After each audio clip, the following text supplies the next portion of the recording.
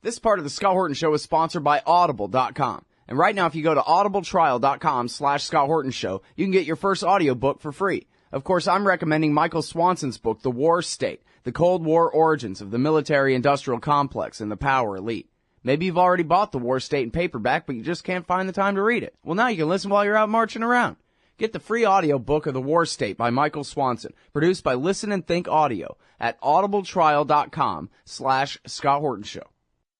All right, you guys, welcome back to the show. I'm Scott Horton. It's my show, The Scott Horton Show. Appreciate y'all tuning in. Coming up in half an hour, Robert Stinnett. But first, it's Jen Marlowe. She's got this piece at TomDispatch.com, and we're running it today at antiwar.com as the spotlight as well. One family, two doors, nowhere to run. Welcome to the show, Jen. How are you doing? I'm doing all right. Thanks, Scott, for having me. How you doing? I really appreciate you joining us. And now I'm paging down because I realize that I don't have your whole bio, but here it is. It says human rights activist, author, documentary filmmaker, and founder of Donkey Saddle Projects. Her books include I Am Troy Davis and The Hour of Sunlight, One Palestinian's Journey from Prisoner to Peacemaker. She's also, her films include Witness Bahrain. Ooh, that's a whole other interview you and I are going to have to do. And One Family in Gaza. The blog is donkeysaddle.wordpress.com. Great. I'm glad I remembered to page down there. So that would have reminded you otherwise. Oh, okay. Well, good. Yeah, you gotta stick up for yourself, man. All right. So now listen, this is just horrible. So I'm going to be quiet and let you tell the story. Please, if you would, the Awajah family. Great article. I don't mean horrible article. I mean horrible subject matter. Wonderfully written story here. Thank you. It's, the power of the story just really tells itself. And I was honored to be able to be a vehicle for the family. But I met the Awajah family in Gaza in August of 2009, which was several months after the first Gaza war that Israel, termed Operation Cast Lead. And when I met the family, their home had just been destroyed in Operation Cast Lead, and their 9-year-old son had been killed in a very brutal way. And the whole family, including the smaller children, witnessed the execution-style murder of their 9-year-old son and brother. So I met them in 2009. A few months after that, about 6 months after that, and the family was living in a tent near the rubble of their destroyed home. And I had a video camera with me, although I did not come to Gaza intending to make a film, but I had brought my camera with me. But after meeting this family and hearing their story, I felt compelled to use the camera as a platform for them to tell their story to a wider audience. And what moved me so much was not only the trauma and the horror that they had lived through, but also the parents' determination to be able to create a future for their surviving children. Their love for their children came shining through so greatly, and their belief in nonviolence, their struggling to help their children heal from the trauma that they had lived through, that spoke volumes. And the film featured not only the tragedy, the story of their tragedy, but also the story of this family trying to rebuild and help their children heal. Mm-hmm. And that was in 2009. And that film I made based on that was called One Family in Gaza. And through this one family story, it was a lens into the wider story of what all families in Gaza were enduring. And I stayed in touch with the families in the years since then. Okay, now stop right there for just one second. I'm sorry to interrupt, but I want to say real quick, I'm sorry. I read the Word document and approved it, and I never got a chance. I only just realized that the videos are actually embedded here in the article. It's the spotlight again today at antiwar.com. You can watch both movies there, One Family in Gaza and the update. They're both embedded in the actual article. So I'm sorry I didn't get a chance to watch them before the show. I only read the article, but I can't wait to see them. So that's an important point I wanted to bring up for the audience. And then secondly, I just wanted to clarify on one point of fact, if I could. When you mentioned the killing of the 9-year-old son, you called it execution style, and I wonder if you could be specific of whether, what exactly happened in that situation. Absolutely, and I can tell it to you as the parents told it to me. The family had been in their home. It was 2 a.m. on January 4th, and the Operation Cast Lead had started a week before that as an air bombardment campaign. And on the morning of January 4th is when the ground invasion began. And the family, the 12-year-old daughter woke her parents up. She had seen soldiers outside the house, and the family lit candles to put in the window of their house to show that the house was occupied by a family, to let the soldiers know that. And yet, very soon after that, the house began to crumble literally on top of the family's head, and they realized a military bulldozer was pushing the house down. And so they grabbed their children, the smallest ones, and they fled the house. The next morning, after they returned to see that their house had been totally destroyed, all of a sudden gunfire surrounded the family again, and the 9-year-old boy Ibrahim was shot non-fatally as the family was fleeing, and the mother and the father were also shot non-fatally. The father, after 9-year-old Ibrahim was shot, the father scooped him up as they began to run, and then the mother, who was hit in both of her hips with bullet fire, she managed to get the other kids behind a mud brick wall, but Kamal, who was hit in the chest, had fallen in the road and was holding 9-year-old Ibrahim in his arms. At that point, a soldier approached on foot and at close range, shot 9-year-old Ibrahim in the face, according to what both parents told me.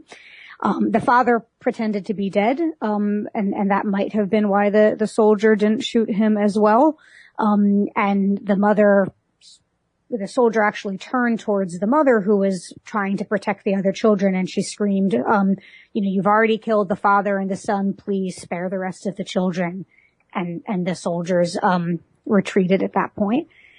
And so Wafa had actually thought, the mother had actually thought that her husband had been killed as well. In reality, Kamal was still alive, but his 9-year-old son, who was in his arms, had just been murdered.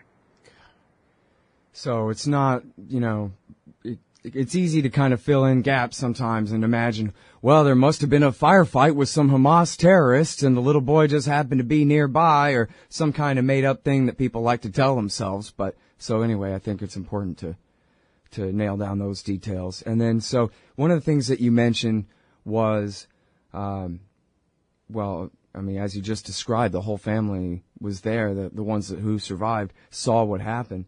And you talk at length in the article about the trauma that they've suffered and what their lives are like now after seeing the Israeli so-called defense forces murder this 9-year-old boy, their brother, right in front of their face like this, destroy their house like this. And that's really what the film focuses on, and so much of what the article focuses on is the aftermath, because I think so often we only pay attention to a situation at the moment of the acute trauma, at the moment of an attack, at the moment of an invasion. But what happens afterwards when the tanks finally do leave and the guns are silent, and then the attention turns and we never see what it's like for the families living in the aftermath of that, and how long and how profound and how deep the impact of that trauma is. And that was what I was hoping to reveal with the film. And as I stayed in touch with the family and saw the ways in which that impact and that trauma continued over time and over years, and then of course with new and fresh trauma added to that, to me that was a very powerful window into what all people in Gaza are living through and are enduring. And it's something we don't see because we only if we pay attention to Gaza, it's only when rockets are flying out of Gaza, targeting Israeli communities, near Gaza, or when the shelling and the tanks and the warplanes are shelling Gaza. Right. All right. Now, so we've only got, about 30 seconds before we have to take this break. So when we get back from the break, we'll talk all about the aftermath, and I'd like to give you a chance to, if you could, give us a little bit of kind of, description, anecdotes, the way you do in the article about the way that the children act out, that kind of thing. Make it feel real for people because, well, we're all victims of American TV here. people in the Gaza Strip, you got to really make them human, or they just don't seem real to the average American, I think. Anyway, Jen Marlowe on the other side of this break. Hey, all Scott here. If you're like me, you need coffee. Lots of it. And you probably prefer it tastes good, too. Well, let me tell you about Darren's Coffee Company at darrenscoffee.com. Darren Marion is a natural entrepreneur who decided to leave his corporate job and strike out on his own, making great coffee. And Darren's Coffee is now delivering right to your door. Darren gets his beans direct from farmers around the world. All specialty, premium grade with no filler. Hey, the man just wants everyone to have a chance to taste this great coffee. darrenscoffee.com. Use promo code Scott and you get free shipping. darrenscoffee.com. All right, you guys, welcome back. I'm Scott Horton. I'm talking with Jen Marlowe.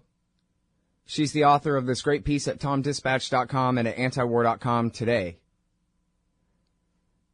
It's called One Family, Two Doors, Nowhere to Run. And you can find her original documentary here, One Family in Gaza, and the follow-up, both videos embedded in the article today as well. So I will urge you to look at it. And so, yeah, I was hoping, Jen, that you could tell us a little bit about, the way you quote the mom here explaining the children's psychological problems that they have now and trying to grapple with living in an Israeli prison like this.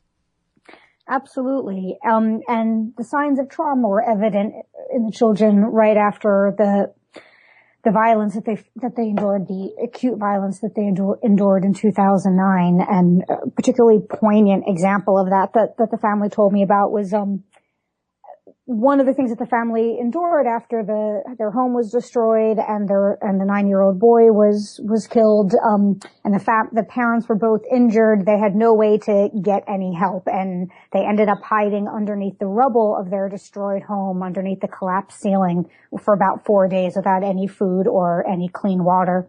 And the mother described for me how 9 months after that, their 3-year-old son, whose name is Dia, still went to sleep holding a loaf of bread, clutching a loaf of bread in his arms. And if you tried to take it from him as he was sleeping, he would wake up and hold it tighter and say, "No, it's mine."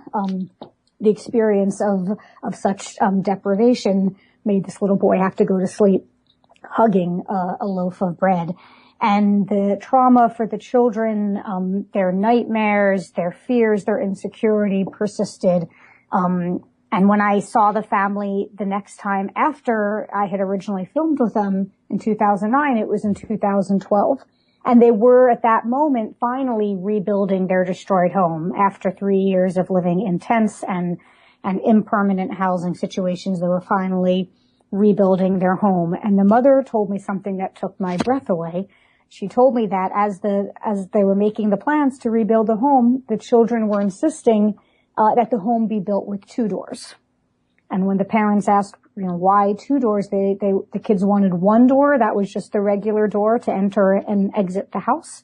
And the second door as an escape door, so that when the Israelis destroyed their home again, they would have a door to escape from. And the parents kept trying to reassure the children, nothing like this is going to happen.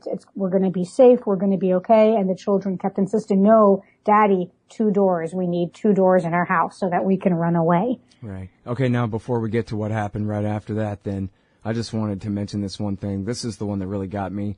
It reminded me of my young nephews and stuff. People who have young males in their family. If you can picture a little kid, who, as it says here, when he kisses you, you can feel the violence in his kiss. He kisses you and then he pushes you away. He might punch or slap you. So this is a kid who's how old? 5 or 6 years old or something? Well, he was 3 years old at that time. Oh, yeah, right. He's a little bit older So now. imagine that 3-year-old kid who he's so screwed up he just can't even hug right. He's just completely broken. Yeah, he's internalized so much all of the violence he's experienced that even when he's trying to show affection, it comes out as violence. And this is a 3-year-old child who his only playground was the rubble of his destroyed home. I filmed him and his 5-year-old sister, and you'll see this in the film, climbing and jumping on their collapsed roof, rolling bullet shells and shrapnel down the slope of their collapsed roof. And that was their only playground. All right. So then they rebuilt the house and with 2 doors, right? Well, I think they probably built the house with 1 door. I'm not sure if they. Oh, I thought they actually had gone ahead and said, okay, we have to. I'm not sure because I actually never had the chance to see the new house and I never will have the chance to see the new house because tragically the children were presciently correct about their fear that the home would be destroyed again. Because they built the house. It was completed in 2013. In February of 2014, they finished the final step, which was putting glass in the windows. And just that a few months later, this past summer, July 2014, the next most recent, Gaza war began. And, the entire neighborhood, evacuated, the entire neighborhood where the Awajah family lives. And one day in the midst of the war, when there was a humanitarian ceasefire, the father Kamal was able to get back to the house to see what had happened. And he found that his house and indeed the entire neighborhood had been completely demolished once again. So the home that they had finally rebuilt to try to provide for their children some modicum of safety, some modicum of security, was once again a pile of rubble. Right. And then so now what are they doing? They're just living on the rubble? They are living in a tent next to the rubble of their home and, trying to get for their children the basic needs. Initially, in the first couple of weeks after they returned back to the home, they had literally nothing but the tent, nothing to separate them from the ground except for the nylon of the tent. No mattresses, no blankets. The children were sleeping outside at night, even in the cold at night.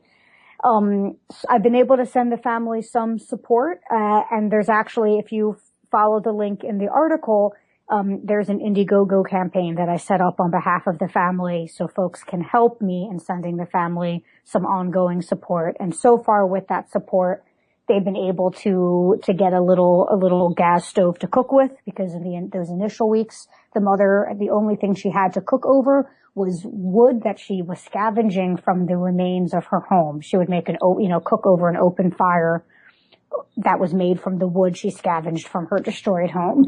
Now the family has a little gas, stove to cook with. They've been able to get some beds for the kids. But they're still in a tent. They've been able to get, to make some kind of bathroom facility so that the hygiene situation's not quite as bad as it was in the first weeks when they were back and there was no water and there was no bathroom facility. So slowly they're trying to put together some infrastructure, for survival. But of course, survival alone is a far cry from being able to live a life of dignity with security, with freedom, with safety. And that's what the people in Gaza are desperately need. Yes, they need their homes rebuilt and yes, they need food and yes, they need water. But they need more than all of that, the ability to build a future for themselves and for their children. Yeah. And that can only happen, not with humanitarian aid, but with the end of the Israeli occupation and the end of the ongoing siege. Right. Yeah, absolutely. Freedom only can provide for that.